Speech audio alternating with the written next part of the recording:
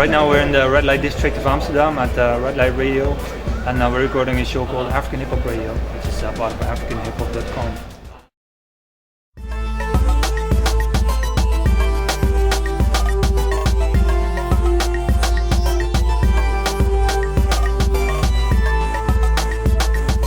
My name is Gesthuizen, aka J4. I live in the Netherlands, in Amsterdam, and I'm working with This Is Africa.me, a Dutch platform on African culture, and I also started a website called AfricanHipHop.com.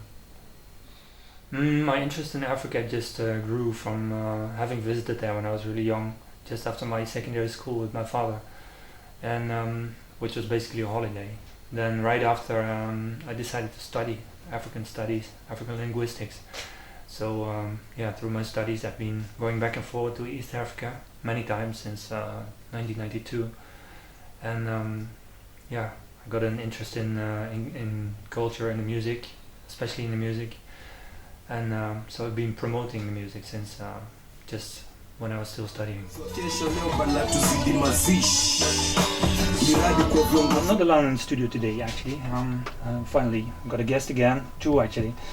And to my left right now is none other than Chief Boyma. I was thinking of a way to introduce you, but you're many things, you know, like you're a DJ, you're an artist, also a writer, and you're doing research right now, right? I'm a DJ, I produce, I make everything. I produce for hip hop artists and also dance tracks and everything from like dance hall to hip hop to, you know, coupe décalé and, you know, across the board. So, and then I write about music on africasaCountry.com is where most of my stuff appears right now. And in terms of, let's say, African affiliation, you represent Sierra Leone as well? Salon Bobo Dem. African Hip Hop Radio started out in my bedroom like almost 15 years ago. We were just trying to do like little uploads, you know, like streaming live over the internet over my 56k modem connection. What led me to start AfricanHipHop.com, I was also always into hip hop and like rap music from when I was like 13 years old or so. So my first time to go to Tanzania, you know, like I took my Walkman and was listening to hip hop also. Apart from African music, I got interested in like Congolese music, which was big out there in Tanzania and Kenya at the time.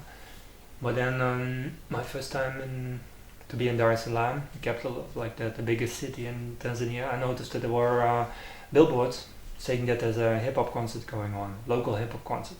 And that really fascinated me, you know, because I never expected to see local hip hop there. And this is '93. You can imagine, you know, it wasn't big there out there. It was like a tiny culture, tiny community doing this kind of music, and they were actually starting to use a local language, Swahili mostly, rapping.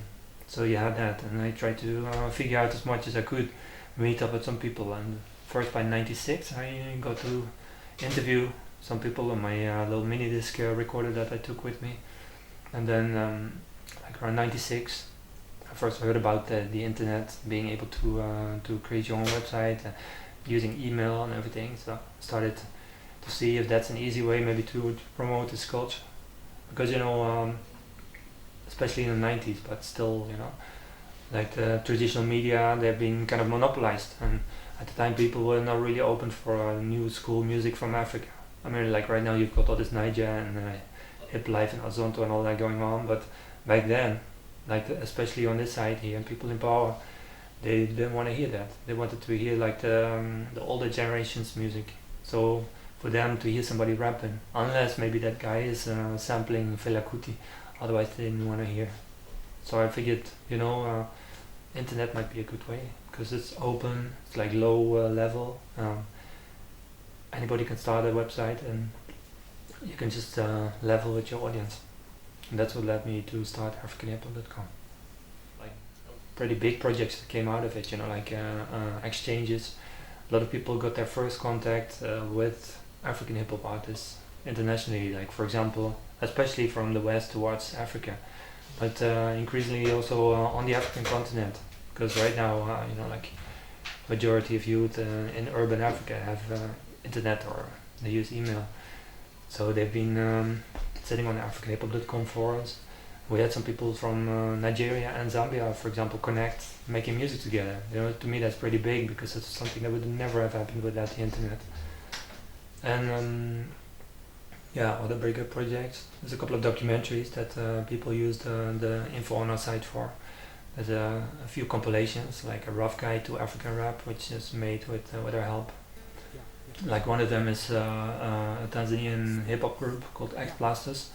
I met during my studies in '97, and I've been promoting them, helping them to get invited to, for example, Festival Mondial here in the Netherlands, and ultimately also to Brazil and Gabon and other countries. And they kind of made a name on the scene, because there's not many African hip hop groups that I internationally know, but they're definitely one of them I know. So we've been touring and we've been doing music videos, and I shot and edited those. Another project is radio. We've been doing web radio since like way back, maybe in '99 or so. You know, just experimenting, uploading music or streaming it.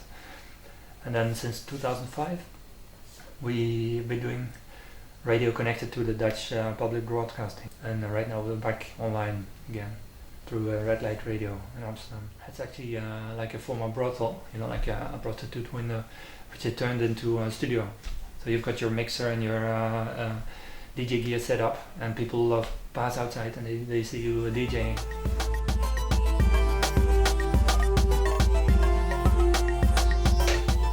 Africa to me means a lot of inspiration, first of all.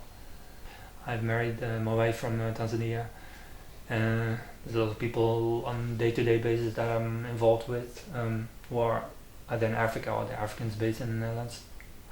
In my work, you know, is related to Africa, so it's kind of hard to erase that from the picture right now. Well, maybe one day if I get enough money or find a good business idea, I might move to Zanzibar, to Tanzania. And in the meantime, I'm just happy that I'm really doing what I love. Yeah.